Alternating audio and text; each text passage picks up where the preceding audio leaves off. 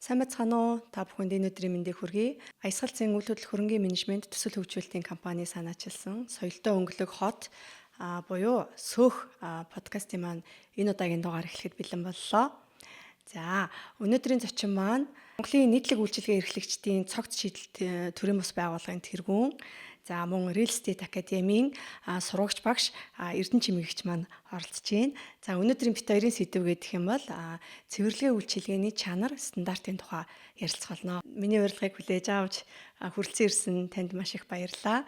За, тэгээд цэвэрлэгээ үйлчилгээ гэдэг маань одоо маш энгийн зүйл юм шиг тий ингээд ойлгогддог. Тэгсэн хэрнээ одоо маш их хариуцлагатай ажил болж таарад байгаа. Яагаад вэ гэхээр сая бид нэр коронагийн үеэр бид нэр ингээд маш одоо сайн мэдэрлээ шүү дээ. Дэлхийд дахиндаа тэ цэвэрлэгээ одоо маш чухал юм аа. Хүний эрүүл байх хамгийн анхан шатны хэрэгцээг хангаж байгаа үйлчилгээ юм аа гэдэг талаас нь тэ. Тэгэхээр хоёулангийнх нь ярилцах одоо хүрээ гэх юм бол илүү барилга байгууламжийн тэр дундын өмчлөлийн эд хөрөнгийн цэвэрлэгээ үйлчилгээ арчилгаа тодорхойны талаар ярилцах болно. 16 жилийн одоо туршлагатай учраас ингээд туршлагаасаа бас ингээд хуваалцах болсонд баярлалаа гэж хэлмээр байна. За, сайн байцгаана уу? Та бүхэнд энэ өдрийн мэндийг хүргэе.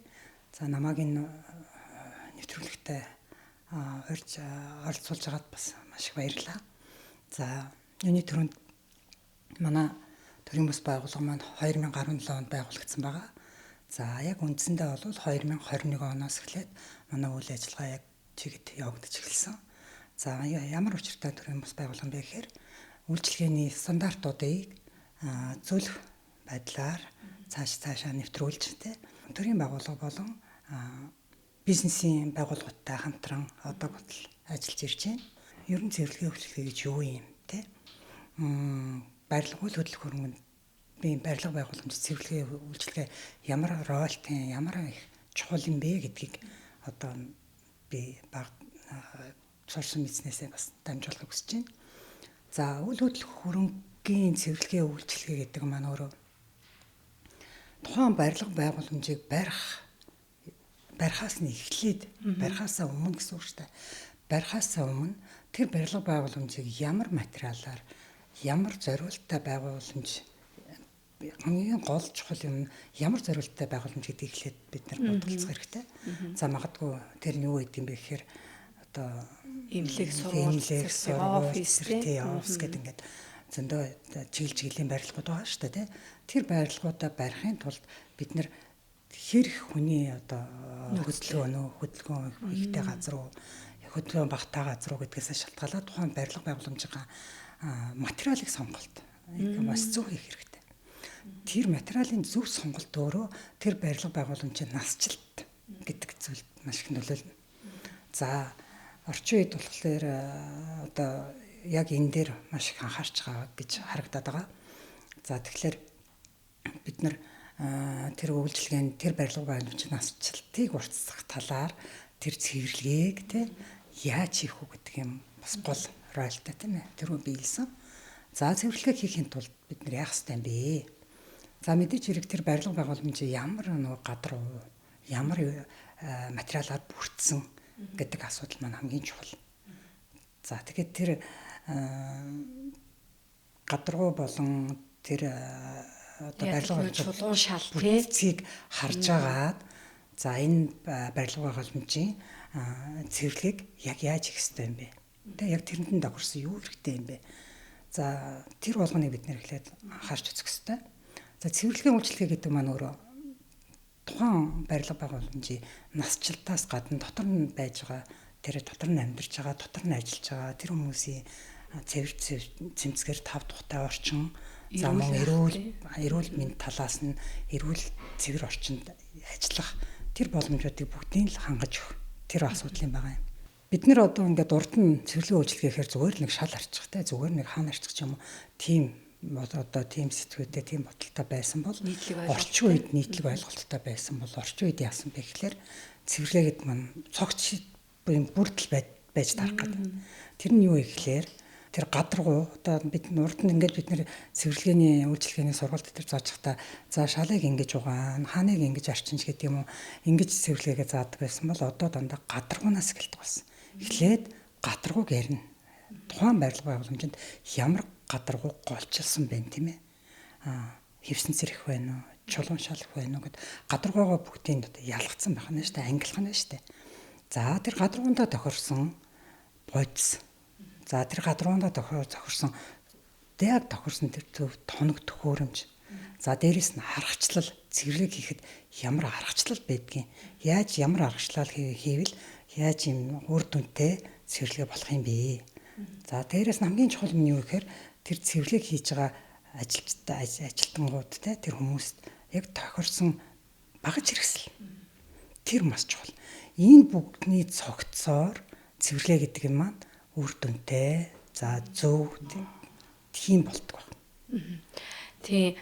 Одоо яг таны хэлж байгаа зөвлөдөө бид нар бол цэвэрлэгээ үйлчилгээ гэхээр те одоо зүгээр нэг комет, фэри тий ашиглаад тэгэл нэг юм модон шалны модоор те тэгэл нэг юм төмөр хувин аваад тэгэл нэг барааны савнгаар савндаал гэдэг юм уу те.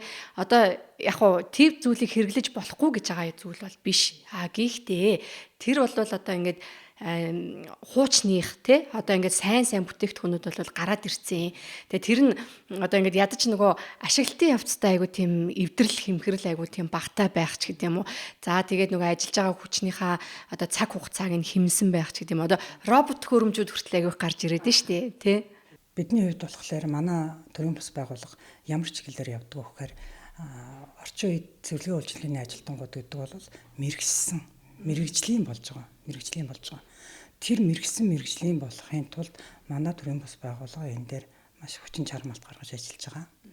За яаж мэрэгжлийн болоод байгаа юм бэ гэхлээр эхлээд тухайн байгууллагынхаа хэрэгцээнээс шалтгаалаад бид нэр сургалтыг явуулдаг. За өнөөдөр хүртэл манай төрийн бас байгууллага маань нийт гадны 20-од байгууллагад одоо манай зөвхөн мэрэгжлийн байгууллагаас гадна шүү дээ. Төрийн бус хоёрын хвшлийн байгууллагуудад сургалт заасан байна. За нийт 1500-аад одоо үйлчлэгээний ажилчданд сургалт заасан байна. Байгууллагууд яадаг вэ гэхээр бид нар л одоо хүсэл тавиад байгууллагаараа хүсэл тавиад ингээд сургалт авъя гэд тэ. Тэгээд сургалтын хэрэгцээ бид нар тодорхойлохын тулд тухайн байгууллага дээр очиод за тэр байгууллагад ямар сургалт заах юм, ямар чиглэлээр заах юм, эдний гадаргуунууд нь ямар гадаргуу юм, тэр болгон дээр шинжилгээ хийгээд за тэгээд сургалтаа заадаг байна. Сургалтаа заасныхаа дараа тухайн байгууллагын ажилчдаа одоо би та бүхэнд харуулъя. Юу гэхээр энэ чадамжийн гэрчлэгээ гэдэг. Одоо ийм гэрчлэгээтэй болсон байж та ажилчид. Бүр мэрэгжлийн түвшинд очсон байна тийм үү? За энэ чадамжийн гэрчлэгээ нь ямар учиртай юм бэ гэхээр за энэ дээр харагдаж байгаа бах те. Хөдөлмөр нийгэм хамгааллын яамны харьяа мэрэгжлийн боловсролын сургалт үнэлгээ мэдээллийн арга зүйн төвөө. Ийм төвөөс гарах ингээд ийм чадамжийн гэрчлэг гэдэг юм ойлгогддог. Энэ бүр нарийн мэрэгжил болсон байна гэсэн үг шүү дээ тий. Цэвэрлэгээ үйлчилгээний ажилчид маань зүгээр нэг цэвэрлэгч гэдэг биш. Энэ чадамжийн гэрчлэгээтэй болоод бүр мэрэгжсэн ажилчид болж байна. За энэ ямар давуу талтай юм бэ гэхээр энэ чадамжийн гэрчлэг маань олон улсад хүлээн зөвшөөрөгдсөн байдаг. Олон улсад гэдэг чинь. Олон улсад хүлээн зөвшөөрөгдсөн. За энэ та нарын QR кодыг харж байгаа. Энэ QR кодыг уншуулад олон улсад очиод ингээд харах юм бол энэ мэрэгжлийн ажилт юм байна. Өөрийгөө тодорхойлох, өөрийгөө батлах ийм гэрчлэгээтэй болсон байна. За сүүлийн үед байгууллагууд маань болохоор яадаг вэ гэхээр сургалтаа захиалаа, сургалтаа аваад хүмүүсээ чадахжуулахын тулд чадамжийн гэрчлэгээтэй болохын төлөө одоо энэ гэрчлэгийг бүгдээрээ авдаг болж байгаа. Зөв. Одоо энэ чадамжийн гэрчлэгийг авах одоо мэдээж сургалтын хөтөлбөр нь хэдэн цагийн сургалт байх вэ? За манай сургалт бол нэг олон цагийн сургалт байдаггүй. Ер нь 6-аас 8 цагийн сургалт байгаа. Хүнийхээ тооноос шалтгаалаад сургалтандаа юг хамруулдаг вэ гэхээр өдөөс өмнө бол бид нэр онлайн одоо нөгөө мэдлэгүүдээ олгоно шүү дээ тий. За онлайн мэдлэгээс гадна цэвэрлэгээ үйлчлэгээний ажилчид юу чухал вэ гэхээр харилцан хандлага маш чухал. Дүр төрх маш чухал. Тэр хүн зүгээр шал угаах биш тий. Тэр байгууллагын үйлчлэгээ нүүр царай болж байна тий. Тэр ухаан байгууллагынхаа нүүр царай болдог учраас тэр байгууллагад орж ирж байгаа хүн маань хамгийн түрүүнд тэнтэй таардаг гэхээр манай үйлчлэгээний ажилчдаар таардаг байгаа. Тэгэхээр тэр байгууллагын нүүр царай болдог гэдэг утгаараа бид нэр яадаг вэ гэхээр зөвхөн үйлчлэгээний стандартуудыг заавал зогсохгүй. Хажуугаар нь тэр хүмүүсийн дүр төрх ямар байх юм тий. Дээрээс нь тэдний харилцаа хандлага ямар байх юм. Одоо сүүлийн үед бол харилцаа хандлага маш чухал байгаа шүү дээ тий. Үйлчлэгээний ажилчид маань хамгийн гол нь харилцаа хандлагыг л бид нэр маш сайн юу яах хэрэгтэй. Байнга сургалтаар тэднэрт олгож явах хэрэгтэй. Тухайн байгууллага дээр хэрэгцээ тодорхойлж сургалтаа заана. Сургалтаа заахтаа тэр стандартн дээр болохоор нөгөө гадаргуунуудаа заана. Энэ гадаргууг яаж цэвэрлэх юм? Жишээ нь одоо шил тойл байлаа гэхэд шил тойлыг яаж цэвэрлэх юм? Шил тойлн дээр ямар альчуур хэрэглэх юм? Нөгөө зөв зохистой яг таарсан мэрэгжлийн нөгөө тоногдгоо баг зэрэглэгээ дөрөв би ярьжсэн тий. Дээрээс нь бодис гэж ярьжсэн. За гэтэл ингээд гадуур байгууллагуудаар яваад сургалт цаагаад явхлаар ихэвчлэн гэр ахуйн хэрэглээний бодис хэрэглэж байгаа харагддаг. Тэр нь яавах вэ гэхээр нэгдүгээр тэр чинь зориултын бус. Хоёрдугаар эдийн засгийн хувьд маш одоо хохиролтой. Мэдээж хэрэг гэр ажиллагаа бодисууд гэдэг маань өөрөө дандаа жоохон үнэтэй байгаа шүү дээ. Жижигхэн савлгаатай, хурдан дуусан ч гэдэг юм уу те. Офс болгон одоо барилга байгууламж тохирсон өгөл хөдөлгөөнгөд одоо бүх барилгын хэмжээнд одоо тохирсон нийт ингээд бодисууд байдаг. Одоо манай Монгол улсад ч гэсэн тэрийг оруулж ирж байгаа байгууллагууд байна. Яг тэр бодисуудыг яг эдийн засгийн талаас ч харсан тийм бодисуудаа авч ирэхлэх нь маш чухал. Тэгээ одоо жишээ нь тэр нь ямар бодис үйт юм гэхээр нэг ингээд найрууллаа гэдэг нэг бодисоо найрууллаа гэхэд тэргээр бүх гадаргууг цэвэрлэх боломжтой гэсэн үг. Тийм паркетны бодис ч гэдэг юм уу те чулуун шалны бодис ч гэдэг юм уу тийм тусдаа биш бүх гадаргууг цэвэрлэх зориулагдсан. Тий, тэр яг эдийн засгийн хэмнэлттэй гэдэг зүйл аягүй чухал л да. Надад бас нэг юм туршлага байдیں۔ Юу вэ гэхээр нэг японочдын хөрөнгө оруулалтаар 2 давхар сэндвичийн барилга дээр бид нэг шоурум барьж исэн юм. Тэгээд тэр шоурум руу би баг маш олон удаа давтамжтайгаар барилгын дарга цэвэрлэгээ оруулж исэн байхгүй. Тэгээд байхад л манай японочууд бохор байна гэдэг байсан. Тухайн үед бол яг нэг нэлээд одоо томоохон одоо цэвэрлэгээний компанийг дуудаж авцраа цэвэрлүүлж ирсэн. Тэгээд тэгсэн чинь гайхалтай нь бид нэр өөрсдөө цэвэрлэхдээ тэр одоо паркетын шалыг одоо тэр нөө лаусаас ирсэн улаан модон одоо амьсгалдаг тийм шал байсан байхгүй. Тэгээд тэр нэг амар хурдан гимтдэг. Тэрийг юугаар цэвэрлэж одоо өнгө оруулаад исэн бэ гэхээр зүгээр усаар цэвэрлсэн. Тэгсэн чинь нөгөөх маань ингээд өнгө ороод байгаа байхгүй юу. Тэгээд бид нар бүр гайхаад бодис одоо нөө паркетын шалны өнгөлөгчөөр бид нэр өнгөлөнгүүд л нөгөөх маань заагаал болоод идэг. Тухайн материалаа бид нэр буруу цэвэрлэх юм бол гимтэх. Тэгээ нөө үрцэстэж болохгүйсэн. Наадах дээр чинь одоо яг ярихад төрөний биений нэг аргачлал гэж яриад байгаа юм. За бодисыг ингээд манайхан ингэдэг байхгүй үйлчлэгээний ажилчид маань бодисыг эргэлэхээр их хичээл юм бол маш сайхан болно гэдэг ойлголттой байдаг. Гэтэ бодис гэдэг маань өөрөө хими гаралтай тийм ээ. За дээрэс нь тэр бодис гэдэг чинь тодорхой хэмжээний тухайд одоо жишээ нь 5 литр ус байлгаад 5 литр усанд хэдэн грамм орох вэ гэдэг юм цаанаасаа зааварчилгаатай байж байгаа. За бодис хэтэрх юм бол яг сая чиний хэлснээр нөгөө загал үсээ заваараад юм гэсэн үг. За түрүүн чи хэлсэнтэй ингээд бид нэр цэвэрлээд тохсон бүрсээгээ яагаад байсан гэдээ яриадсэн. За зарим газар ингэдэг байхгүй чулуун шал болон хултаасан шалыг вакс гэж нэг юм ажил байдаг. Вакс гэдэг маань юу гэхээр өнгөлнө гэсэн үг. За өнгөлгөө хийсэн шалан дээр бол жишээ нь бодис хэрэглэдэггүй байх жишээтэй. Хэсэг хугацаанд те бодис хэрэглэхгүй дандаа усаар баадаг байх жишээтэй. За цэвэрлэгээ гэдэг маань өөрөө тэгээд маш шинжилгээ болох гэдэг байгаа тийм ээ. Урд нь бол бид нар зүгээр л нөгөө бидний төрөний хийснээр зүгээр арчин цэвэрлэнэ гэдэг л юм ярьдаг байсан бол одоо яах вэ гэхээр жишээ нь чулуун шалыг арчилгаа нь ямар үед юм бэ гэхээр өвлийн цагт бид нар чигтэй цэвэрлэгээ давуу хийнэ гэсэн үг. Тий, мэдээж хэрэг манай Монголын төсөл уур амьсгал ямар вүлээ тий. Бохирдол ямар вүлээ, шороо тоос ямар вүлээ тий. Тэр төрнөөс шалтгаалаад чулуун шал тэр гадаргууг одоо жишээ нь өвлийн цагт чигтэй цэвэрлэгээ төлхөө хийдэг бол зуны цагт хороод цэвэрлэгээ нэлээд төлхөө юм. Тэгэхгүй манайхан одоо тэрийг сайн мэдхгүй зуны цагт хүртэл ингээд нөгөө чигтэй цэвэрлэгээ гээл угаал гэдэг. Яагаад зуны цагт чигтэй цэвэрлэгийг шавхаа багтай чулуун гадаргуу өөрөө хуурай цэвэрлэх тусам гэлтганж байдаг. Уулан мөнгө орж идэг. Тийм гадаргуул те. Тэгэхээр миний төрөний хэлээдсэн гадаргуугаа эхлээд айгуу сайн ойлгох хэвээр. Тэгэхээр нөгөө харгачлал гэдэг юм чи айгуу чухал болоод байгаа цэвэрлэх харгачлал. Тэгэхээр бид нөрөө цэвэрлэгээний хамгийн том зургаар нь аваад үзэх юм бол тухайн барилга байгууламжийг урт хугацаанд бид нэ барилгын эзэд маань урт хугацаанд барилга байгууламжаа сайхан авч явъя гэвэл анханасаа зураг байхаас нь баг тийм барилгаасаа эхлээд бид нэр энэ барилга дээрээ ямар гадаргуугаар ямар материалаар хийх ёстой гэдгийг хамгийн сайн бодолцох ёстой. судалгаа байхаасаа өсвөлээд, концепт байхаасаа өсвөлээд, за архитекторуудад даалгавар өгөх хүртлээ одоо энэ цэвэрлэгээ үйлчилгээ гэдэг зүйлийг бүх зүйлийг одоо ингээд юм анхан шатнаас нь оруулж өгөх хэрэгтэй. Магадгүй концептн дээр те одоо хүртээмжийн тухай бид нэр ярьдаг те хүртээмж гэдэг бас нэг тэр зүйлд ингээд байгаа нэг ойлголт нь болохоор одоо тэр материалын сонголт байгаа байхгүй. Одоо шилэн одоо фасадтай барилга байна шүү дээ. Тэнгүүд манай Улаанбаатар төөрөө шилэн фасадтай барилга юм хүйтэн хотод тохиромжтой юм уу? Тий ингээд ийм бохирдол ихтэй, тоосчлт ихтэй. Одоо ингээд харагддаг шүү дээ. Одоо ингээд ийм сөөхийн төлбөр нь ингээд ийм шилэн фасадтай барилгах яалч өндөр гарч таарна.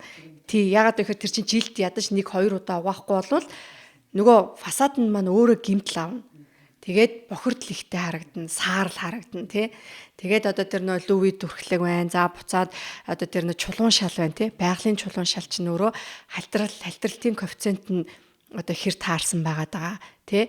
Тэнгүүд нөгөө нэг одоо тэ цэвэрлэгээ тий. Одоо жишээ нь би нэг төсөл дээр гантик чулуун шалыг би Туркээс сонгож авчирч ирсэн байхгүй. Тэнгүүд тэр Туркийн байгалийн чулууны борлуулалтын хүмүүс бидэрт зөвлөж байгаа байхгүй. Жишээ нь тэрийг одоо ингээд та нар ингээд аягүй сайхан суулгачаад өнгөлгөө яваад тий. Өнгөлгөө яваад түрхлэг яваад тэгээд усаар угааж агаараа гэж хэлж байгаа байхгүй. Зөвлөж байгаа байхгүй. Тэнгүүд эдийн засгийн талаасаа тэр маш одоо тийм боломжтой одоо чулуун шал сонгоно гэдэг нь өөрөө бас айгүй эдийн засгийн талаас урт хугацаанд одоо зардал айгүй багтай тий. Тэгтээ чулуун шал өнгөлөхөд маш их одоо зардал гардаг. Тий тэрийг жилд ядаж нэг удаа өнгөлөхгүй болвол тэр нөө түрхлэг нь өөрөө арилждаг гэж байгаа тий. Тэгээд бас нэг онцлог нь болохоор ийм чулуун шалан дээр ууссан одоо ингээд ямар нэгэн өнгийн бодис тэр чулуун шал өөрөө уусгаад авчдаг. Гэх мэтчлэн материалын сонголт гэдэг зүйл өөрөө одоо маш чухал. Гадаргуу гэдэг нь өөрөө аягүй чухал байгаа даа шүү дээ. Чулуун гадаргуу одоо хэвсэн цэрэг гэдэг тэд нар бол бүгдээрээ альва нэг ингээд бодис асгарахад бол ер нь уудаг. Тийм. Тэгэхээр тэрэн дээр одоо маш болгоомжтой хандах хэрэгтэй ч гэдэг юм уу те. За эргээд би нөгөө ярианда оролдоо өрхөн нөгөө төрийн бас байгууллага манай байгууллага маань тэгээд зөвхөн бид нар ингээд өөртөө Монголдо биш бид нар гадаадаас маш их суралцдаг байхгүй юу. Жишээ нь бид нар Солонгос одоо бидний Азийн орн гэл Азийн баг гэж ярьдаг шүү дээ. За Солонгосын фирма гэдэг компанитай бид нар 14 жил хамтран ажиллаж байна. За тэгээд Солонгос маань өөрөө хаанаас суралцдаг гэхээр Японоос суралцдаг байгаа байхгүй юу. Японд тэгэхээр цэвэрлэгээ үйлчилгээ дээрээ номерник маш мундаг газар байдаг. За тэгэнгүүт бид нар ингээд жил болгон Солонгос руу яваад тэгээд ер нь гадаадын орнууд руу цэвэрлэгээ үйлчилгээ ямар шиг хэмжээнд очиж जैन. Тэгээ олон улстайгаа бас хөл нийлүүлж шүү дээ тий. Хөл нийлүүлээд одоо цэвэрлэгээ үйлчилгээ ямар шатанд гарсан байна. Тэнд юу хэрэглээд байна. Багаж төхөөрөмж яаж одоо орьсож өөрчлөгдөж байна. Жил болгон Солонгост ингээд очихлоор бидний нөгөө урд нь авч исэн алчуурууд маань урд нь авч исэн хэрэгжилж исэн багаж хэрэгсэл маань дандаа өөрчлөгдсөн байж байгаа. Жил болгон шүү дээ. Жил болгон. Тэр чинь 2-3 жилдээ биш байх гэдэг шүү дээ. Тэгээ яадаг вэ гэхээр Солонгосууд ч гэсэн өөрсдөө яг энэ цэвэрлэгээ багаж хэрэгсэл одоо яг цэвэрлэгийн тал дээр маш мундаг юм ажилладаг. Бас яг шинжлэх ухааны талаас нь тэр одоо жишээ нь тэр цэвэрлэгээний тоос арч байгаа алчуур. Одоо манайхан ингэдэг шүү дээ. Цэвэр даан алчуурлаа айгуу сайн цэвэрлэдэг. Цэвэр даан алчуур ингээд цэвэр 100% даваа алчуураар цэвэрлэгээ ихлээр усаа айгуу сайн авдаг. Усаа айгуу сайн юу яадаг гэл те. Яг ингээд цэвэрлэгээн дээр яг тэрийг одоо тэдний ингээд туршлагаас харахад цэвэрлэгээний яг алчуур маань 80% нь дав, 20% нь полиэстер байх жишээтэй. Яагаад тэгж байгаа юм бэ гэхээр тэр нь нөгөө гадаргуунууд дээр гүүх тэг цэвэр дав бол ингээд гүйдгүй юм байна л да. Тэн дээр очиж зуураад байна шүү дээ тий. Гэтэл тэд нэр тэрийг судалсан байна шүү дээ. За түрүүний хоёулангийн хийсэн өнгөлгөөн дээр ямар мобны алчуур тохирох вэ?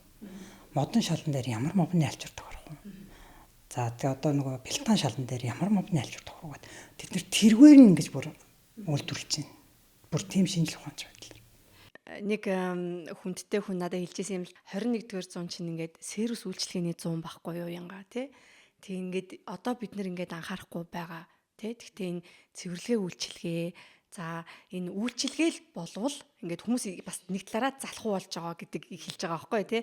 Тэгэхээр хамаагүй үйлчилгээ гэдэг зүйлд одоо мөнгө төлөх юм бол бас юм чанартай бүр таны хэлж байгааг би сонсоод айгүй бахархалтай санагдчихлаа. Шинжлэх ухаан болтлоо бүр хөгжсөн байна тий. Тэгээд тэрийг ингээд манай Монгол улсад өөрсдөө ингээд сертификатжуулаад тий тэр нь олон улсад бас хүлээн зөвшөөрөгдөнө гэдэг чинь тэг энэ бол айгүй бас олон жилийн хөтөлбөр хаа. Нэлээд олон жилийн хөтөлбөр яг 16 жил чинь яг одоо цэвэрлэгээ үйлчлэгийн одоо энэ талаар би 16 жил ажилласан байна. Unisервис гэдэг компани. Тэгээд энэ мундаг компани бас буйнаар гэдэг юм маш их юм сурж байна тийм ээ. За тэгээд ер нь бол цэвэрлэгээ үйлчлэгээ гэдэг маань түрүүний миний хэлснээр зүгээр цогцлон байдаг юм байна.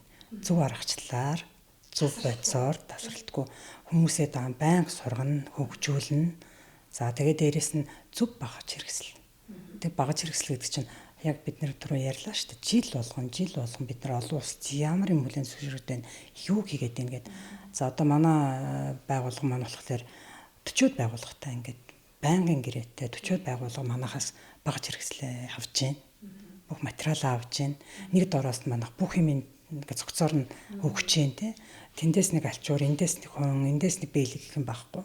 Бүгдийг ингээд цогцоор нь авах газар бас байхгүй штэ.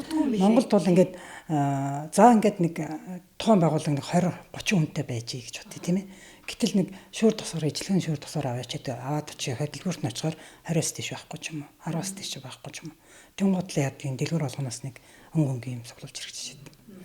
Гэтэл одоо бас орчин үеийн чиг хандлагыг харахаар яадаг вэ гэхлээр хүмүүс маань урд нь бол ингээд за зүгээр нэг юм одоо юу гэдэг за хэдүүлээ жишээ авъя л да зүгээр нэг офис юм барилга дээр офис дотор тэр байгууллага одоо зүгээр шал өөр чиглэлийн ажил хийдэг байж болно тий одоо юу гэдэг умдаа үйлдвэрлэдэг ч юм уу яадаг ч тийм тэд нар ингээд нэг үйлчлэгийнхээ ажилч цэвэрлэгэнд нэг анхаарал тавьдаггүй зөвхөн тэдний борлуулалт бол ондоо штэ өөр юм борлуулах гэдэг штэ тэд гэтэл одоо яадаг байсан гэхэд нөгөө цэвэрлэгийг ингээд хайчдаг байсан бол сүүлийн үеийн чинь хандлага гол юм бидний цэвэрлэгээ юм байна гэдэг рүү их орсон байна л да. Байгууллагуудыг хараад тахлаар байгууллагууд яг эндээ одоо маш их ашиглал өгч байна. Цэвэрлэгийн сургалтыг авъя. Тэ одоо сүүлийн үед чиг хандганы юу гэхээр тухайн барилга байгууламжинд орж ирсэн нөгөө байгууллагын ажилчид маань үйлчлэгээний ажилчдаа хамгийн эхлээд цэвэрлэгээ үйлчлэгээний сургалтаа авч эхэлж байна. Тэгэхээр нөгөө зөв багаж хэрэгслээ авах гэдэг шүү дээ. Зөв багаж хэрэгслээ авах гэдэг нь цэвэрлэгээ зөв аргачлаар хийх гэдэг нь эдийн засгийн бас эдийн засгийн байлгах гэдэг нь зөвлөгөө авч जैन манайх одоо зөвлөх үйлчлэгээ гэж байж байгаа. Айгаа мундаг юм 4 5 яг мэрэгжлийн хүмүүс баг бүртчихсэн. За тэр мэрэгжлийн хүмүүс ариутгал халдвар үйлчил тий. За дээрэс нь хөдөлмөр хамгаалал эрүүл авахыг. За дээрэс нь хоол үйлдвэрлэл. За тэгээд нөгөө үйлчлэгээний стандарт гэдэг ингээд тал талын зөвлөгөө өгдөг хүмүүс байж байгаа. Маш мэрэгсэн мэрэгжлийн түвшинд өндөр түвшинд очижсэн. За тэгээд нөгөө байгууллагууд маань яг юм цогц мэрэгжлийн нөгөө зөвлөгөөгөө аваад анханасаа зөв тоног төхөөрөмж, зөв багаж хэрэгсэл, цаг нэмэх, цагаа хэмнэх гэж шүү дээ бид нар тий. Тэгэхгүй ингээд зарим газрууд сургууль заах гээд очихлоор ямар ч нөгөө хэрэгцээгүй тоног төхөөрөмж авчихсан. Ямар ч одоо яг зөв ингээд тохирсон нөгөө багаж хэрэгсэл аваагүйгээс болоод алдагдaltaд орж байгаа байхгүй бид нар очиод сургалтаа захарна гэж оо яана эртхэн авдаг байжээ гэд. Тэгэхээр бид нар чинь тухайн байгууллагын хөрөнгө гарчихсан тэр хөрөнгөө авцсан хөрөнгийг бид нар өн чинь болохгүй энийгээ болио гэж хэлж чадахгүй шүү дээ. Чадахгүй хэцүү шүү дээ. Тэгэхээр одоо тэрэн дээр нь тулгуурлал за яг та нар энийгээ нэг ийм хэмжээнд одоо ашиглаарай те. За энэнийхээ ашиглалтыг дуусаад ирэхээр нь манайхтай харьцаад зөв юмудаа авч болно. За зөв багаж хэрэгслээ авчих юм бол нөгөө хүмүүсийн маань хөдөлмөр хөнгөлөгдөнө гэсэн үг байхгүй. Тэ өөрийнхөө ер нь манай ажилчдын мас чи юу гэхээр чи бие хүчний ажил хийдэг хүмүүс байгаа шүү дээ. Тэр бие хүчний ажил хийдэг хүмүүсийгаа бид нар яах вэ гэхээр нөгөө зөв аргачлалаар цэвэрлүүл сургаад зөв багаж хэрэгслийн тавьж өгөөд зөв бодисын тавиад өгч юм бол тэр хүмүүс маань одоо энэ жишээ нь одоо энэ ширээг нэг 5 минутанд очдог байсан бол 2 минутанд очиж шээ тэ. Тий нөгөө баруун гарын дүрм тий бэлэг үед нь юугаа хийх үү те. За тэгээ хэзээ юугаа хутгийн сонголтоос хамаарат за бидний оруулж ирж байгаа жишээ нь тэр моб байлаа гэд маш хөнгөн нэвтийхэн те. Тэгээ маш олон дунд талбайг цэвэрлэх зориултайч гэдэг юм уу те. Гэтэл одоо Монгол улсын хэмжээнд цэвэрлэгийн үйлчлэгэн дээр модон шалны модоо хэрэглээд явж байгаа газар зөндөө шүү дээ. Тэнийг чи харахаар ямар хөгжил вэ те. Хизээ үеийн модон шалны мод вэ. Тэр модон шалны мод чинь цэвэрлэгээ ихэд ямар их хүндрэлтэй байдаг вэ гэдэг энэ бүгдийг л бид нар одоо Монгол улсаа хөгжүүлэх гээл бас олон улсын хэмжээнд Монгол улсын цэвэрлэгийг бас юунд нь олон улсын хэмжээнд хүрэх гээл явж байна л да хичээгээл. Цэвэрлэгээ үйлчилгээ бол яг нэг эзний сэтгэл юм шиг санагдаад байна. Эзний сэтгэл. Одоо нөгөө ажилчиндаа хайртай байх тий. Одоо тэр байшинд байгаа хүмүүсийг хүндлэх тий. Тэгээ аюулгүй байдал цэвэрхэн байдлыг нь хангана. Тэгээ энэгээрээ баг ингээ бахархах магадгүй. Ядчил нөгөө ажиллаж байгаа хүмүүс маань ажилдаа мэрэгжлийн байна гэдгийг ойлгочхоор ажилдаа дуртай хандна шүү дээ. Тэгээ шүү дээ. Би маш чухал ажил хийж байгаа шүү. Тэр хүмүүс маань өөрөө тийм ээ. Тийм мэдэрнэ гэсэн үг. Энд ингээд чадамжийн гэрчлэгээ авчихсан мэрэгсэн хүмүүс ч гэсэн өнөөдөр зүгээр би нэг шал яваад хүн биш юм байна гэдэг өөртөө ихтэй болж эхэлнэ тийм үү. Тэгэнгүүт одоо магадгүй та бит хоёрын подкастыг сонсоод тий зарим компани одоо захирлууд ч гэдэг юм уу одоо хүний нөөц ч гэдэг юм уу тий тэр хүмүүс ингээд юм үйлчлэгээний ажилчдаа ингээд чадамжуулах энэ чинь шинжлэх ухаан юм байна гэдэг зүйлийг мэдэрчээвэл одоо та бүхэн зорилго биелж байгаа гэсэн үг шүү дээ. Цэвэрлэгээ үйлчилгээг би юу гэж асуумаар байгаа вэ гэхээр цэвэрлэгээ үйлчилгээний давтамж гэж би одоо асуумаар санагдаад байна. Офисын ч нөө 16 давхар нэг офис байдаг шүү дээ. Офис байлаа гэж хоёлоо төсөөлье. Тэнгүүд эздүүд юу гэж хэлдэг вэ гэхээр 16 давхар байшинд нэг л үйлчлэгээний хүн хангалттай шүү дээ. Энэ шатны онглыг өдөр алган цэвэрлэх шаардлага байхгүй. За лифтийг өдөрт ганцхан удаа цэвэрлэх болно. Лоббиг өдөрт нэг л удаа цэвэрлэхэд болно гэжсэн эздүүд маш их байсан. За тэгэнгүүт би юу гэж ярьдаг вэ гэхээр одоо би бүр танаас одоо ингээд сургалт хөгжил дээр анхаарад ингэ шинжлэх ухаан хүртэл нь одоо тайлбарлаж явж байгаа хүний хувьд бол би бүр яриагаа батлахыг хүсэж байгаа байхгүй тий нэг зорилго нь тий тэгэхээр энэ бол норм дүрм гэж юм байт юм аа. Стандарт гэж юм байна.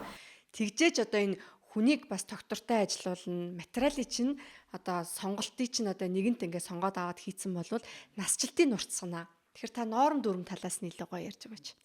Одоо айгу зөв асуулт тавьж байна. За ер нь бол цэвэрлэгээ үйлчилгээг бид нар ингээд нэг хойроо докторт төрөлжүүлнэ л дээ.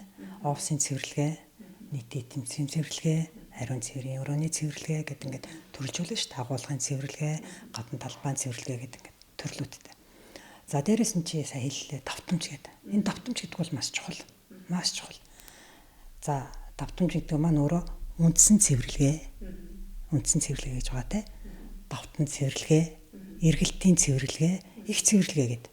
Цэвэрлэгийг бид нар яах вэ гэхээр муу ялгааг нөгөө ажилтнууд одоо төлөвлөгөө гаргадаг шүү дээ ажлын төлөвлөгөө. Яг тэрнтэй адилхан тийм төлөвлөгөө байх хэрэгтэй. Цэвэрлэгийн дээр менеж гэж юм байх, менежмент гэж юм байх хэрэгтэй. За үндсэн ингээд гадуур байгууллагуудаар яваад сургууль цагаа явж байгаа. За үндсэн цэвэрлэгээ гэж юу хэлдэг юм бэ гэж асуухлаар бид нар үндсэн цэвэрлэгээ гэж юу? Энэ цэвэрлэгээ ингээл хийчнэ, ингээл арчична гэдэг ингээд ойлголт байдгүй л дээ. Тэгэхээр үндсэн цэвэрлэгээ өөрөө юу юм бэ гэхээр үндсэн цэвэрлэгээ тухайн байгууллагын ажилчид ер нь цэвэрлэгээ үйлчлэгийн ажилд маш эрт ирдэг штэ. Ер нь ажилчдаас төрүүлж ирдэг. Цуглархаас өмнө ирдэг. За үндсэн цэвэрлэгээн дээр хамгийн гол чухал нь юу юм бэ гэхээр гол ажил явагдана гэсэн цэвэрлэгээ байхгүй юу? Өглөө 7 хагас 8 цагт ажилчид үйлчлэгийн ажилд цугларлаа гэхэд нэг 10 цаг хүртэл бид нар гол ажиллаа хийх хэрэгтэй. За хоёлаа ариун цэвэр өрөөнд аваад үзье. Ариун цэвэр өрөө манай гэдэг ажилчид маань офс дээр ирээд хамгийн түрүүнд ариун цэвэр өрөөгөөр үйлчлүүлдэг тийм үү. Гэтэл бид нар ариун цэвэр өрөөний хамгийн түрүүнд юу цэвэрхэн байх хэрэгтэй. Тэрэн дээр анхаарах хэрэгтэй байхгүй. Тэгэхээр нөгөө үндсэн цэвэрлэгээ гэдэг юм маань тэрэн дээр гол чухал юм юу гэхээр хамгийн түрүүнд нөгөө угаалтур, суултур, хогийг авсан байна. Угаалтур, суултураа цэвэрлсэн байна. Шалаа арчаад гарсан байна. Нөгөө хүмүүсийг ирэхээс өмнө ариун цэврөөрөө цэвэрхэн бэлдэж ирж байна. Тий. Тэр өнөртүүлэгч бол байж байгаа шүү дээ. За тэгээд нөгөө гарын цаас, нойлын цаас дээрээс салсан байх. Эхний үндсэн цэвэрлэгэн дээр энэ бүхнийг л хийж амжина. Тэр цэвэрлэгийг яагаад ингээд цаг гаргаад, хойролт гаргаад юм бэ? Тэр нь гол нь тэр. Тэрнээс цагийн менежмент хийн шүү дээ. Тэгэхгүйгээр зүгээр ингээд тэр ажилтан мэдээж хэрэг тэр ариун цэвэр өрөөний бүх талбарыг цэвэрлэх ёстой шүү дээ. Гэтэл тэрийг тэр хүн нэг цаг дотор нэг дороо орж цэвэрлж амжихгүй бол эзээж амжихгүй. Тэр хүн чинь ганцхан ариун цэвэр өрөө цэвэрлээг байгаа байхгүй. Тэр дотор чинь тэр байрлал дотор хэдэн ариун цэвэр өрөө байна. За тэрний чиний хэлсэн тэр хүмүүсийг одоо нэг л хүн цэвэрлэхэд болно шүү дээ гэдэг юм бол байхгүй шүү дээ. Тухайн нэг ажилтан тохирох цэвэрлэгээний талбай гэж байгаа. Нэг хүн ногдох. За Монгол улсын хэмжээнд нэг хүнд ногдох талбай нь 250 м²-аас 250-аас 300 м² гэж явдаг. Тэр бол маш бага талбай. Маш бага талбай. Хэврээ нэг хүнд ногдох талбай тийм бага явах юм бол тэр барилга байгууламж өнөөдөр энэ одоо юу гэдэг 100 м²-тэй нэг хүн цэвэрлэх байсан бол тэргээр ярих юм бол баг 2-3 хүн цэвэрлэх гэдэг байгаа юм. Тэгэхээр чинь тэр чи одоо ямар ч ашиггүй юм болно үстэй тийм ээ. Зардлагтай. Гэтэл тэрийг нөгөө юу шийдээд байна гэхээр зөв багтж байгаа хэрэгсэл, зөв харгачлал, нөгөө зөв бодис техник одоо юу гэдгийг тэр болгоны чинь л тэрийг шийдээд байгаа байхгүй. Тэрийг л бид нэр зөв гаргаж чадах юм бол 100 м²-ийн нэг хүн цэвэрлсэн хангалттай. 250 300 биш байх юм байна шүү дээ. Тийм. За дээрэс нь хүний нягтрчлаас их шалтгаална. Нөгөө барилга байгуулж одоо тэр худалдааны төвд бол маш хүн орж гардаг тийм үү. Тэгэхээр тэр худалдааны төвийн цэвэрлэгээ яах ёстой гэхээр нөгөө давтамж нь ихснэ л гэсэн үг. Тэр чинь нэг удаа арч хийцэж амжихгүй шүү дээ. Бүртэл маш их байгаа учраас. За тэгээд нөгөө худалдааны төвийн нэг том талбай дээр нэг хүн тавьчих юм бол нөгөө хүн чинь тэр талаа цэвэрлэх, энэ талаа цэвэрлэх одоо худалдааны талбаанууд чинь мянгаар л ярина шүү дээ. 100 200 гэсэн юм байхгүй шүү дээ. Тэгэхээр тэр болгоныг нөгөө юугаар шийддэг вэ гэхээр нөгөө тоног төхөөрөмж, зөв тоног төхөөрөмж тий тэр үний чинь хэлжсэн роботууд гэдэг зарим газруу тийм оруулж ирсэн байна гэд. За тэр нөгөө том машинууд тий тэд нар хүртэл тэр ажлыг хөнгөлөлдөг. Би тэгж бодоод идэв нэг юм илүү халуун оронд тохиромжтой, чихтэй хотод тохиромжтой юм шиг санагдаад байдаг байхгүй яа. Тэгэхээр ихэнх юм нөгөө нэг юм роботууд эвдэрсэн гэдэл одоо энэ ингээд 5 саяар авсан, 10 саяар авсан, тэгэл эвдэрсэн энэ хүнээсээ болоод ах шиг байна. Хүн нь ажиллуулж чадахгүй ах шиг байна гэл ингээл нэг тийм байгаад байдаг л да. Энэ яг тоног төхөөрөмжийн хувьд бол ийм электрончхон өөрөө манад хэр тохиромжтой байгаа вэ? За мэдээж хэрэг цэвэрлэгээ үйлчлэгэн дээр тэр чинь би түрүү хэлсэн дандаа хүний хүч хөдөлмөр зарцуулдаг ажил шүү дээ. Тэгэхээр мэдээж хэрэг олон улсын жишгт нийцүүлээд бас нэг олон улстайгаа хөл нийлүүлээд те мэдээж хэрэг тэр тоног төхөөрөмжийг оруулж ирээд ажиллуулах нь маш сайхан шүү дээ. Улс орны хөгжлийг харахад ч гэсэн. Зүгээр бид тэр тоног төхөөрөмжүүдийн эдлэгээ одоо тэдний яг ажиллах зарчим тийм ээ тэр эдрийг нэг харахаар бидний зүгээр харцгаа үнцэх шүү дээ. Бидний ажиллаж байгаа ингээд юунуудыг харахаар тоног төхөөрөмжн дээр ашиглалтыг ингээд хийгээд үзэхлээр тэр тоног төхөөрөмжөд яадаг вэ гэхээр цэвэрлэгээ хийхийн өмнө одоо манай Монголын уур амьсгал өөр маш хүнд уур амьсгалтай тийм ээ. Жилийн дөрөв улиралтай тэр нь дийлэх мас нь шороотой ч гэдэг юм уу тийм. Чин Солонгос орны 70% нь ой мод гэдэг юм л дээ. Та 70% ой модод болохоор тэднийх тэр хэмжээгээрээ нөгөө тоос ороо бага байна л гэсэн. Гэтэл манай Монголын хувьд бол тийм биш байж тээ тий. Тэр тоос шорооноос шалтгаалаад тэр тоног төхөөрөмжүүд маань ажиллах нөгөө зарчим нь жоохон алдагдaltaй алдагдаад байна. Тэр тоног төхөөрөмжөд яаж ямар одоо гадаргуун дээр цэвэрлэгээ тэр чинь надад угаадаг машинууд байгаа шүү дээ. Ямар гадаргуун дээр тэр тоног төхөөрөмж явах юм бэ гэхээр мэдээж хэрэг шороогүй цэвэрхэн гадаргуун дээр тэр тоног төхөөрөмж явах байхгүй юу. Гэтэл тэр тоног төхөөрөмж 5-7 жил ажиллах тийм хүчин чадалтай тоног төхөөрөмж байсан бол Монголын нөхцөл төрж ирэхээр 3-4 жил болоод эвдрээд идэг. Яагаад вэ гэхээр бид нэр тэр тоос шороогоод эхлээд цэвэрлжиж тоног төхөөрөмжөө тавьж чадахгүй байгаад л дамжихгүй байгаад шүү дээ тийм ээ. Тэгэхээр жишээ нь одоо хоёулаа нэг авто зогсоолыг аваад үзье. Гаднаас хичнээн хэмжээний машин орж гарч байгаа байл. Тэр дугуйнд нь маш их тоос шороо орж иж байгаа, шавар шавхаа орж иж байгаа. За тэгээд авто зогсоолуудын цэвэрлэгийг ингээд байнгын цэвэрхэн байлгаа одоо нөгөө гадаадын сайхан орнууд шиг байнгын цэвэрлэгийн байхаа манад ямар ч тийм боломж байхгүй байгаад байдаг. Тэр нь тоног төхөөрөмжөөрөө цэвэрлж ихэр нөгөө тоног төхөөрөмж маань нөгөө шороотой юм цэвэрлээд байдаг. Бид тэр мянга одоо ингээд тэр шороогийн одоо тэгэхээр тэр шороог ч маш сайн цэвэрлж ийж дараад нь тэр тоног төхөөрөмж ажиллуулах юм бол тэр шалыг маш сайхан болгож чадах байхгүй юу.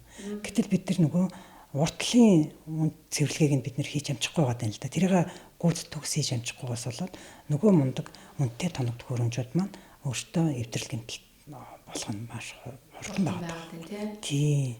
Уг нь бол яг гадны нөхцөл тохирсон одоо мэдээч хэрэг тэр тоног төхөөрөмж хийж байгаа тэр том компаниуд энэ газар тохирно гэж хийдгүүл байх л та. Мэдээч олон улсад шүрэгдсэн пул газар явнаа, ажиллана гэдэг югаар л хийж байгаа шүү дээ тоног төхөөрөмжүүд.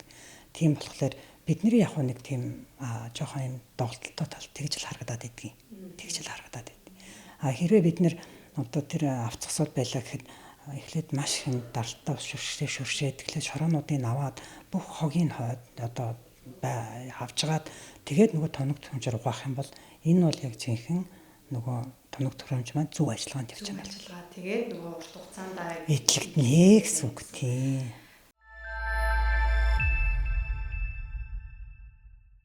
Тийм. Цэвэрлэгээ гэхээр бас яалтчгүй гадна талбайны цэвэрлэгээ, фасадны цэвэрлэгээ, дээврийн цэвэрлэгээ гэл ингээд бүх төрлийн цэвэрлэгээнүүд ингээд байгаад байгаа байхгүй тий. Бүгдээрээ л насжилтандаа нөлөөлнө тий. Одоо жишээ нь дээврийн цэвэрлэгээн дээр бас байна л да. Одоо мембран мэтэр гэх тий. Ингээд уснаас ингээд хамгаалж байгаа тэр зүйлсүүд байгаа шүү дээ. Тий хоолоонууд байгаа тий. Тэнгүүд одоо яг дийлэнх ингээд барилгууд дээврийн асуудал үүсдэг нь бас нэг шалтгаан нь юу вэ гэхээр хавар намартаа дээврээ цэвэрлдэггүй. Яг үнэ. Яг үнэ над чинь яг ер нь хавар намартаа гэлтгүү өвлч гэсэн дээврийг цэвэрлэх цасаа авч явах хэрэгтэй. Тэр цас чинь өөрөө нөгөө хайлаад урсаад нөгөө дээврээс нөгөө бас дээврийг чинь бас нэг гадаргуугаар хийцэн л байгаа шүү дээ тий. Тэр гадаргуу чинь удаан хугацаанд тэр цас мөсийг авахгүй нөгөө цас мөс нээлжлээд ус нь нээлжлээл мөс нээлжлээл тэгэл яваад байгаа юм бол бас илэгдэл чинь айгүй хурдан л явагдана гэсэн үг. Гэтэл Монголын нөхцөлд нөгөө өвлөн дахир хатуу маш хүйтэн болдог. Дээвэр дээрээ гаргаад цэвэрлүүлчихээр нөгөө байгууллагуудын юунууд нь хөлтчихсэн дээврийн одоо материал ямар материалаас хийснээс шалтгаалаад зохиж болохгүй тэрийг нь цэвэрлж одоо цасаа орсныхаа дараа л нөгөө хөлтөж мөстөөс нь үлдэх хурдан урдан зайлуулахгүй бол тэгээд нөгөө хэрвээ одоо тэр харцаас тэр жишээ нь хүмүүс гараад өвлийн цагтаа нөгөө цасаа авах гэхээр цөмрөөд идэх ч юм уу тэр чинь нөгөө хөлтчихөж байгаа шүү дээ тий. Тэгэхээр гих мэтчлэнгээ ер нь маш нарийн ажлууд байгаа. Тийм. Хоорондоо бас уялдаатай, төлөвлөгөөтэй. Тэгээд нөгөө нэг зардал нь ингээд аюулгүй байдал ингээд бүх юмыг л хангадаг маш цогц менежмент болж таарж байгаа байхгүй тий. Тэгээд одоо манай улсад чинь би бас тэгж хардаг л та. Ингээд юм сууц өмчлөгчдийн холбоо гэж төрийн бас байгууллага тий. Энэ орон сууцнуудын менежментийг, цэвэрлэгийг, харуул хамгаалтыг одоо ингээд юм насжилтыг хамгаалж хадгалж явж байгаа төрийн бас байгууллага шүү дээ. Ашигын төлөө бус. Тэгэнгүүт тэр хүмүүс одоо бидний подкастыг үзэх ер нь бол ийм одоо шаардлага үүссэн байх гэж би харж байгаа байхгүй. Улаанбаатар хотын хэмжээнд 1474 сөөх байт юм билэ. За тэгээд сөөх тэр дундаас нь би ингээд сонгоод нэг 151 сөөхийн тоо гаргаад яг юм хотхнуудын тэгээд ингээд нэг юм уулзалт хийгээд явсан юм. Тийм. Тэгэнгүүт тэр хүмүүсээс юу гэж хүсэж байгаа вэ гэхээр яг хөө ингээд одоо нийтлэгэлтэй нийтлэг нь юу вэ гэхээр ингээд ажлаа би өгөх гэж байгаа гэдэг сөөхийн дарга байна. Тийм. Би ажлаа удахгүй өгөх гэж байгаа. За тэгээд шинээр сөөхийн дарга болцсон хит хитэн үнэтэй би уулзсан. Залуу хүмүүсээс ихэнх нь байдаг болсон билээ. Энэ бол би айгу тийм давуу тал гэж үзэж байгаа байхгүй. За тэгэнгүүт мэдээж нөгөө нэг настай эгч нар тий олон жил болцсон ах нар энэ төр бас байгаа. За тэгэнгүүт тэр хүмүүсийн ингээ хүсэж байгаа зүйл нь юу вэ гэхээр хүн хүч олдохгүй байна. Тэ? Биднэрт ингээд тэдэн ажилтан байна. Та тэгэнгүүт бид нар ингээд доктортой ажиллаж чадахгүй байна. За тэгээд ийм зүгээр ингээд дуудлагаар хурж ирээд цэвэрлэгээ хийдэг тийм хүмүүс байна гэж байгаа байхгүй байдаг. Тэгтээ тэд нар нь асар үнэтэй байгаад байна. За тэгэнгүүт би ингээд маш ингээд нарийн асуултуудыг би жишээ нь асуун л та. Эзний сэтгэл гэдэг сайн эзэнтэй хүний барилга сайхан яваад байгаа байхгүй юу? Дундын өмчлөлийн эд хөрөнгө гэдэг маань өөрөө дээвэр, фасад бүгд орно шүү дээ. Бүгд дотоод цэвэрлэгээ, дотоод гаднах бүх цэвэрлэгээ. Тийм тэгээд ийм одоо ингээд тэр хүн тэр хотхон дотор зорчиж болж байгаа бүхэл хэсгүүдийг л дундын өмчлөлийн талбай гэдэг байгаа шүү дээ. Тийм. Тэгэхээр яг энэ талаас нь би одоо ингээд ийм сөөхүүдийн тий захирлууд өөртөө баг суух хэрэгтэй гэж сургалт зарладаг. Тий хоёулаа чинь нөгөө нэг Real Estate Academy сурагч багш нар шүү дээ. Тэгээ тийм учраас л одоо энэ хөрөнгийн менежментийг энэ яаж зөв хийж хөрөнгөө хэр удаа хугацаанд сайхан авч явах юм те. Тэгээд энэ оршин суугч нарыг соёлтой болгох хэрэгтэй байна. Гол нь тэр шүү. Гол нь тэр. Тэгээд тэр хүмүүс бас мэдлэгтэй байх хэрэгтэй. Тий энэ та зөвхөн одоо ийм 60 м квадрат 100 м квадрат одоо 200 300 сая төгрөгийн хөрөнгө худалдаж аваагүй маа. Тий танд дээвэр чинь хамаатай. Тэгэхээр дээврийн цэвэрлэгийг хэн хийх вэ? Одоо энэ сөөхийг удирдах байгаа хүмүүс чинь арчил турдаад явах юм бол энэ урт удааны хугацаанд насжилттай байх хэрэгтэй байна гэд. Ингээ маш олон зүйлсийг ингээд бодож одоо ингээд сэдэж байгаа учраас энэ ингээ подкастыг ингээд хийгээд яваад байгаа байхгүй тийм. Зөв.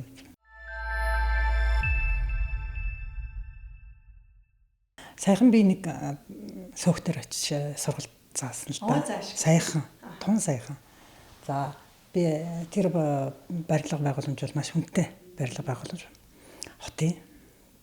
За тэр биний зүгээр сонсож байхаар нэг айлын квадрат нь л тэр бөмбөр яригддаг барилга байгууламж юм байлээ. За тэгээд тэр байгууллага намайг урьж авчиад сургалт заалгаад одоо яг орсон суугчдынх нь яг хэсэгт очисон л доо. Одоо манайхаар бол нэг коридорын хэсэг л байхгүй юу. За тэгээд уул нь саяхан барилгагдсан байгууллага гэж санаад байгаа юм би. Тэр байгууламжийг.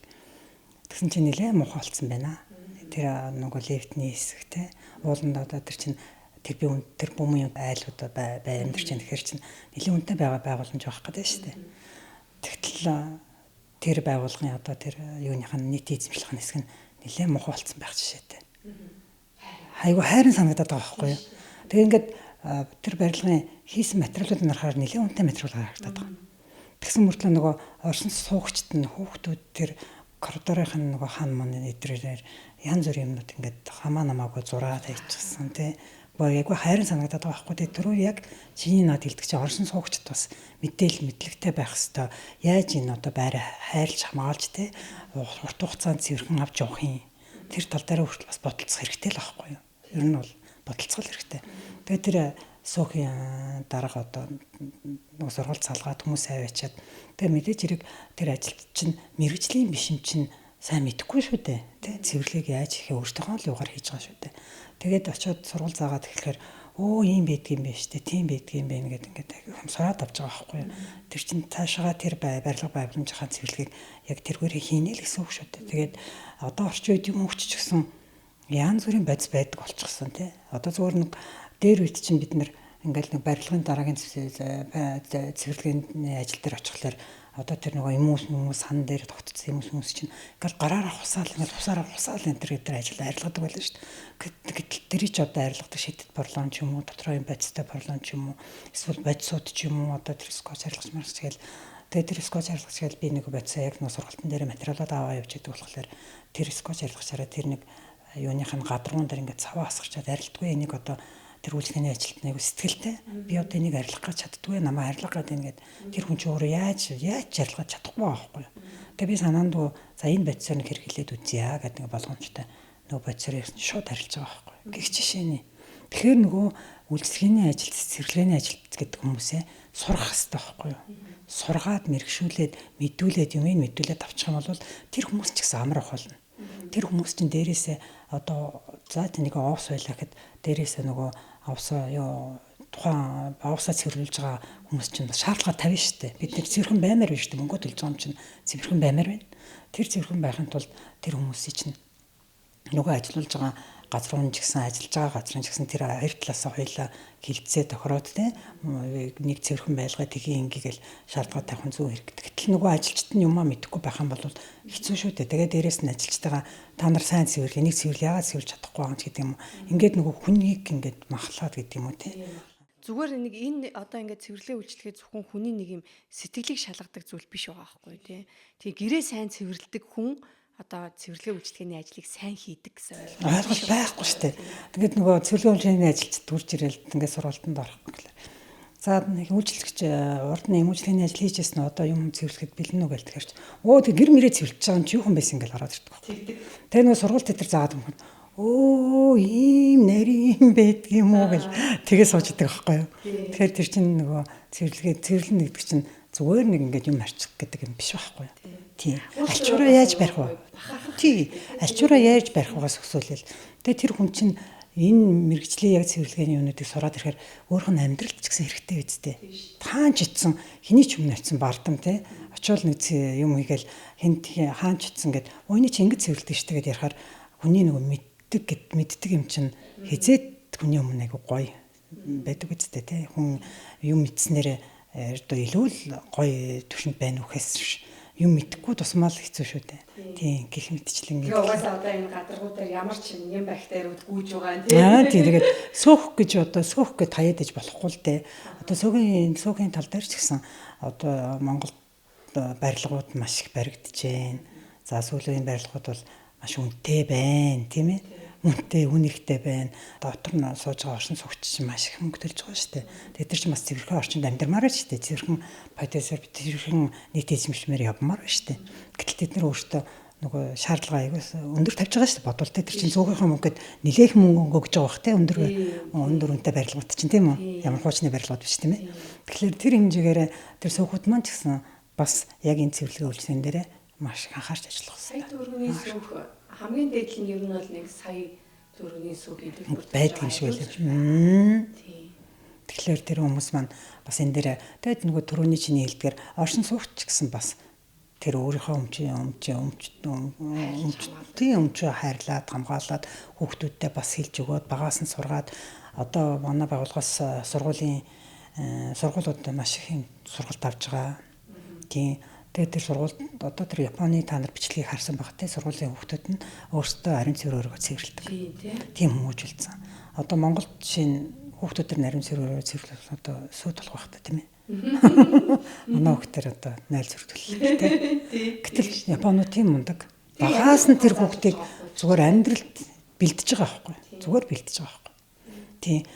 Тэгээд одоо энэ олон улсын сургуулиуд дээр бас яг ингээд олон улсын сургуулиудаар яваад сургууль тетэр заахлаар бас тийм 1-2 өдөр гаргацсан тий. Тэгээд тэр өдөртөө хүүхдүүдээр тэр юуг нь цэвэрлүүлдэг ч юм уу. Тиймэрхүү юмуд бас хөөрх явдаг болсон байлээ. Нэг үе бодох юм бол тийм. 10 жилийн өмнөөс л ингээд хөрөнгийн менежмент гэж яриад явсан. Тийм. Тэгээд манай компани байгуулагдаад одоо 5 дахь жилдээ явж байна.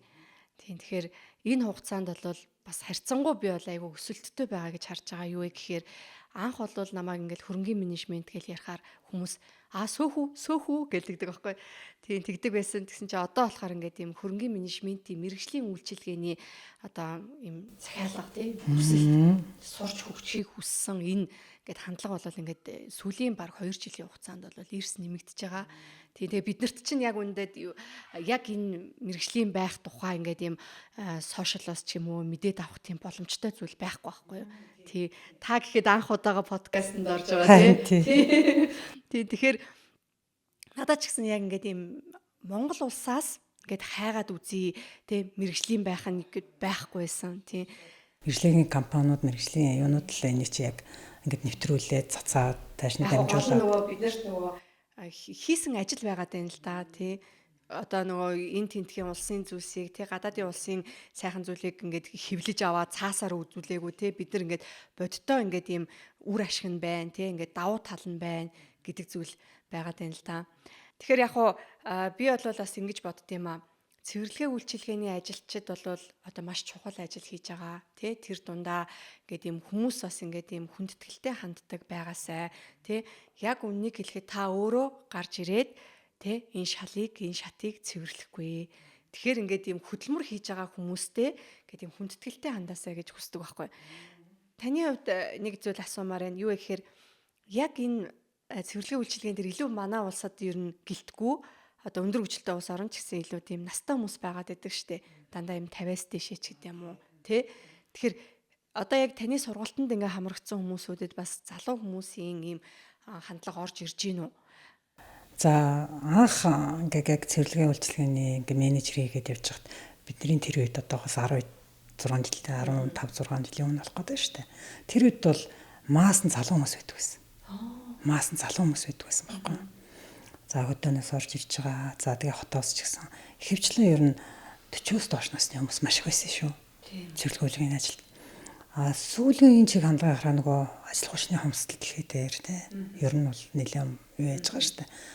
Дөндөө л улс орнууд гадаадын улс орнуудыг сонсголоор бас ажил хүч дандаа гадаадаас авч яана өөртөөсөө ингээл юу яахгүй ингээд. Тэрнтэй адилхан манай Монголын хэмжээнд ч гэсэн ажил хүчний хомсдол сүүлийн үед нэлээд их байгаа. Одоо сүүлийн үеийн чиг хандлагыг харахаар маасан ер нь л нэг 50 дээш. Бас хүмүүс орж ирээд. Гэхдээ бас нөгөө хүмүүсийн ухамсар гэж нэг юм байна л да.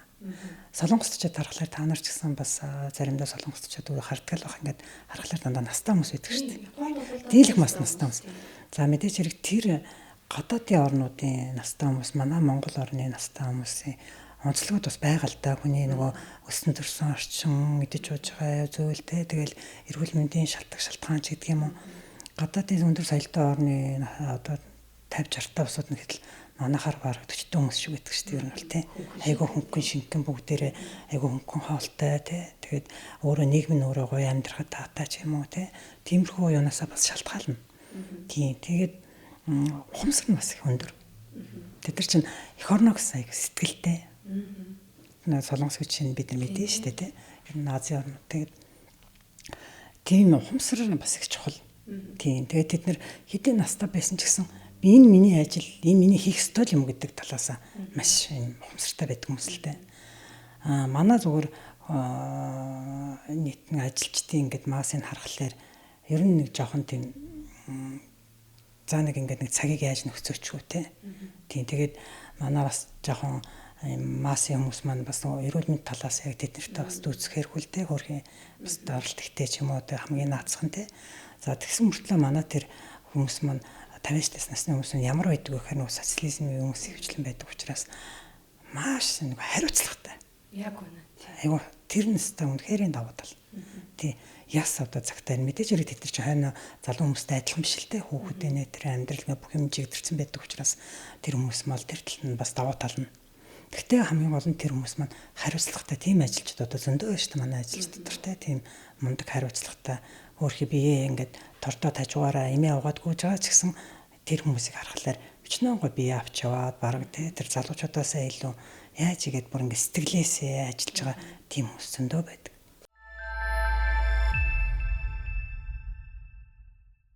Манад бас яг үйлчлэгээний хүмүүс бас байдаг. Тэгээд ах эгч нар маань ингээд бас айгуу тийм хамт олонтой айгуу дуртай байдаг. Тэд нар чинь нэг талаасаа ингээд хөдөлмөр хийж гин, цалин хөлс авч гин, тий.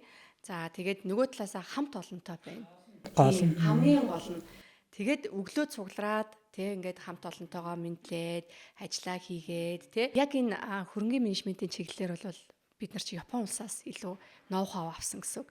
Тэгээ Япончууд болохоор яадаг вэ гэхээр ингээд ийм ажилчтай айгу тийм кэрлдэг. Манай компани ураач өөрөө кэрвэр шүү дээ. Тэгээ бид нэр бүгдийг л халамжлахыг хүсдэг байхгүй юу?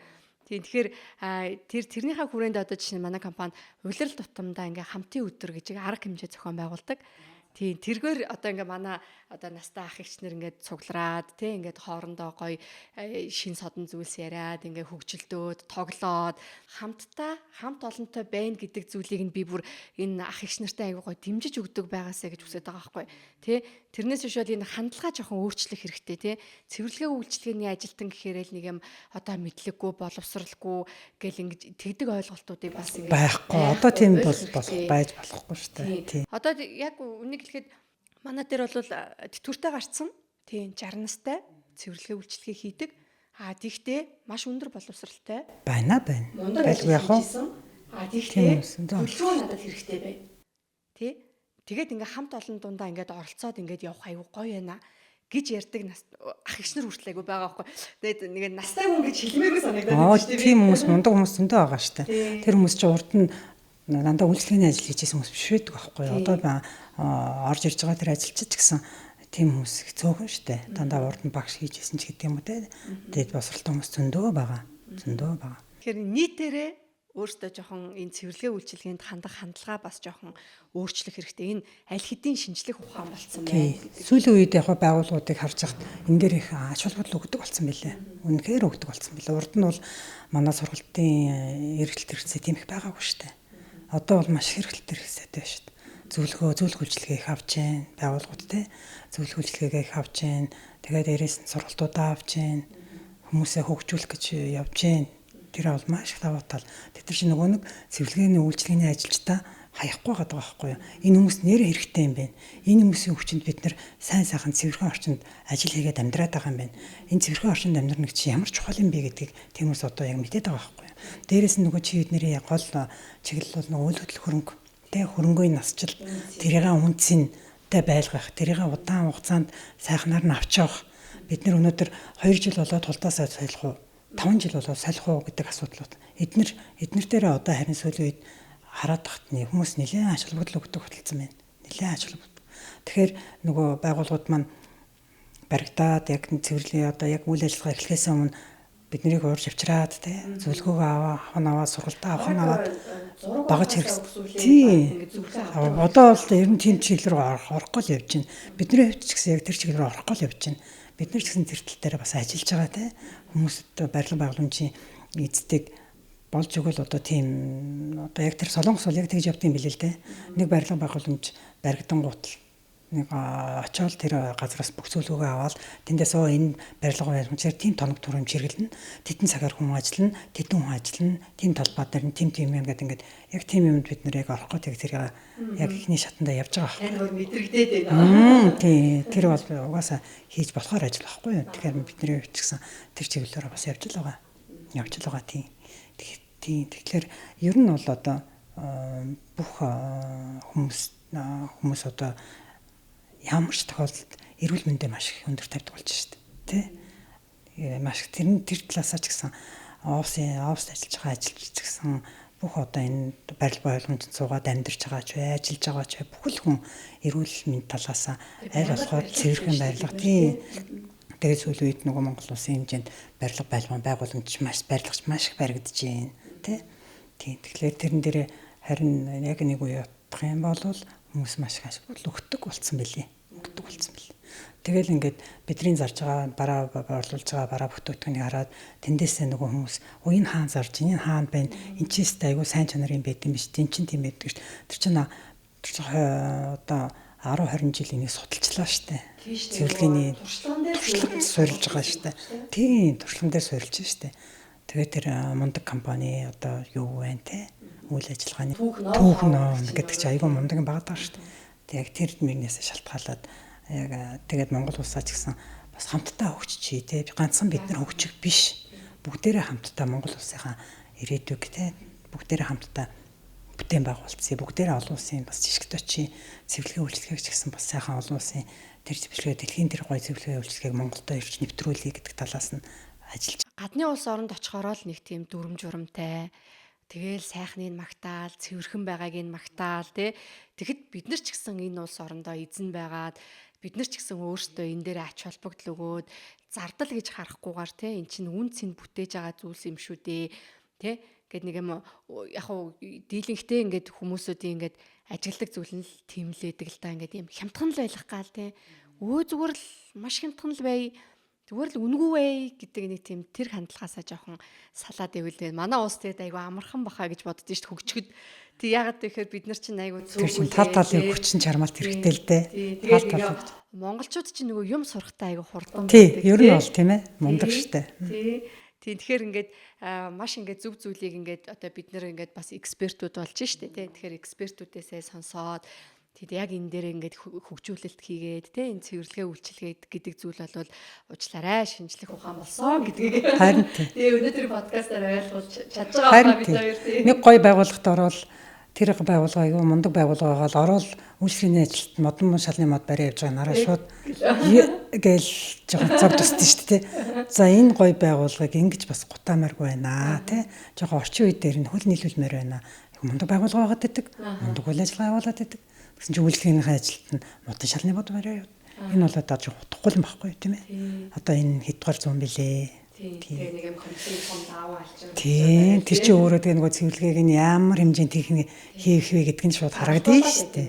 Загдуулгасаа гадна тэр чинь өөрөө цэвэрлэгээ хийж зориултаа. Тэгэхээр дээр үед бол бид нэр өөстөө бүгдийг үгүйсгэж бас болохгүй л дээ тий. Тэрхгээр яваал ирсэн. Гэхдээ бас одоо нийгэм өөр болсон учраас олон улстайгаа хөл нийлүүлээд хөгжих хэрэгтэй байхгүй тий. Тэгэхээр тэрийг ч гэсэн одоо үйл хөдлөлийн хөрөнгийн эзэд маань ч гэсэн та бидний академийн сургалтын дээр ч гэсэн ирдэг үедээ тэгвэл хөрөнгийн эзэд зөндөө ирж сууж идэг штэ сургалтуудад хамрагдсан явж идэг штэ тэр чинь юу хэлээд байна гэхээр тэр эзэд маань бид нарт одоо энэ цэвэрлэгээ үйлчлэг гэдэг юм хэрэгтэй юм биш үү те бид нар одоо яг зөвмөр юм агаангаа цэвэрлэх хэрэгтэй юм биш үү энэ барилга байгууламжийн тэрхөнгө урт хугацаанд урт наслалтаа авч явахын тулд бид нар энийг хийх хэрэгтэй юм биш үү гэдгээр гал чиглээд байна л гэсэн үг байхгүй юу. Тийм. Ер нь цаашдаа тэгээд олон улсын яг тийм жишгт очиход нэг холгүй ах уу тэгж бодож байна. Ойрхон байгаа ах гэж. Тийм. Солонгосч манайхтай ойрхон, Японч манайхтай ойрхон. Тий. Ер нь бол ингээ ажиглаад байхад нэлээд ийм гоё ноу хауг нэвтрүүлж байгаа компаниуд ихэнхдээ Япон, Солонгосын одоо ноу хау нэвтрүүлсэн байд юм бэлээ. Тийм. Тэр чинь нөө цэвэрлэгээр нэлийн дээгүүр явж байгаа газрууд юм чинь. Тийм байх. Тийм. Бид тэгээ сайнаас нь суралцаж чадж байгаа Тий. За тэгээ өнөөдөр ингээд миний урилгыг хүлээж аваад ингээд подкастын маань дугаарт хүрэлцэн ирсэн Эрдэнэ Чимэгчтэй баярлалаа. За тэгээд үнэхээр шинжлэх ухаан болгохын төлөө тий бид нар бүгдээрээ хамтдаа энэ салбараа хөгжүүлэхийн төлөө тий ингээ манай ингээд ураа байна штэ тий соёлтой өнгөлөг хот. Хотхны соёлоос хотын соёл бий болно. Тий ингээд нэг талаасаа бас оршин суугч нар ч гэсэн бас мэдлэгтэй болгох юм зорилготой подкастэнд маань ирсэнд баярлалаа. Тий. Уянга чамд ч гэсэн баярлалаа.